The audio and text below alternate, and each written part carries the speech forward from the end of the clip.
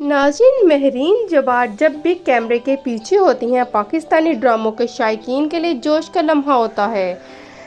7 days ان کونی ایسلینڈ شائقین کے لیے حیرت کی بات ہے۔ ناظرین، کہانی بہترین شاہ یاسر نے لکھی ہے اور بلا شبہ مہرین جبار نے ڈائریکٹ کیا ہے، جس نے واقعے میں لطف اٹھایا ہے اور 1.5 سے منی سیریز فارمیٹ کے ساتھ واپسی کی ہے۔ کاسٹ میں سدرا بطول، احمد رضوی، سبین صادق اور حسین آصف جیسے نام شامل ہیں۔ ناظرین، پہلی قسط ہمیں کئی کرداروں سے متعارف کراتی ہے، جن میں ایک تھراپسٹ یا سائیکیٹرسٹ غزالہ، ایک کونی آئیلینڈ نے سلمان، ایک ریسٹورنٹ ورکر سالک، ایک دکان کا مالک حیدر کی بیوی اور بیٹی روزہ اور میڈی کا بوائے فرینڈ اندرے اور ایک اسرار شامل ہیں۔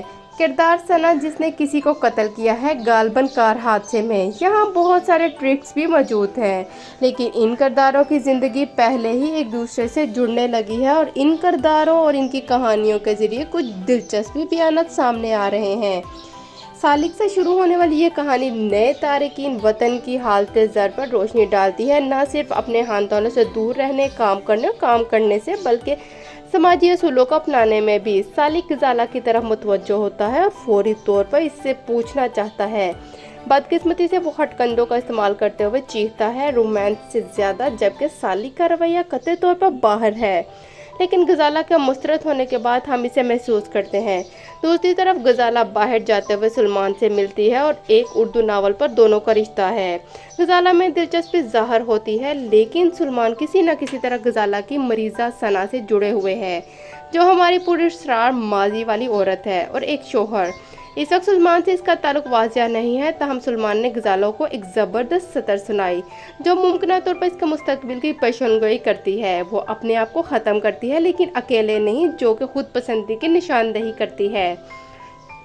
حیدر میڈی اور روزہ کے ساتھ زاویہ پی ٹی وی کے ایک پرانے ڈرامے آوازین کی یاد دلاتا ہے۔ حیدر سیاہ فام گاہکوں کے ساتھ غیر معمولی نسل پرستی کا مظاہرہ کرتا ہے، فوری طور پر گاہکوں کو ان کے ایماندارانہ برتاؤ کے باوجود آجزانہ نظروں سے دیکھتا ہے۔ اسی دوران وہ ایک آنکھ نہیں بانٹتا کسی کو، کیونکہ دیسی گاہک اندر آتے ہیں اور اسے اندھا لوٹ لیتے ہیں۔ اس سے اس کے خاندان کو بھی تکلیف ہوتی ہے۔ حیدر نے روزہ سے شادی کی ہے، جو ایک غیر دیسی ہے، جو اپنے شوہر کے رسم و رواج و ثقافت کو اپنانے کی کوشش کرتی ہے۔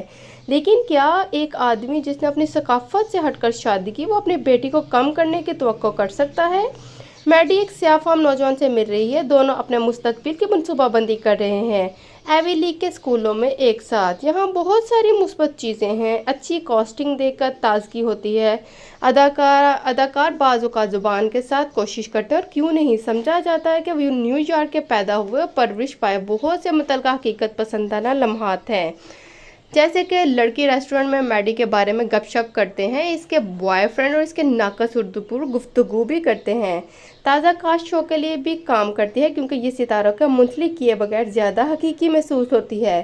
منفی کرداروں کے بارے میں کیا خیال ہے؟ ٹھیک ہے، سالک کی اپنی والدہ کے ساتھ فون پر ہونے والی بات چیت کو ظلمانہ طریقے سے انجام دیا گیا ہے، کیونکہ ایسا لگتا ہے کہ اس کی ماں باتھ روم سے واٹس ایپ وائس نوٹس بھیج رہی ہے۔ کچھ مکالمات خوفناک طور پر ریہرسل کیے گئے ہیں، محسوس ہوتے ہیں جیسے میڈی اور اینڈرے کی گفتگو۔ شو ایک طرح سے جیکسن ہائٹس 2.0 کی طرح محسوس ہوتا ہے۔ رنگ کی درجہ بندی بہت مدھم ہے اور ایک روشن کینوس کے ساتھ کی جا سکتی ہے، لیکن یہ سب کچھ اچھا ہے ایک مکمل پروڈکٹ کے طور پر۔ ایپیسوڈ 1 شائقین اور سامعین کو اپنی طرف کھینچنے اور ایک دلچسپ کہانی سنانے کا بہت اچھا کام کر رہی ہے، اور اس نے کیا ہے۔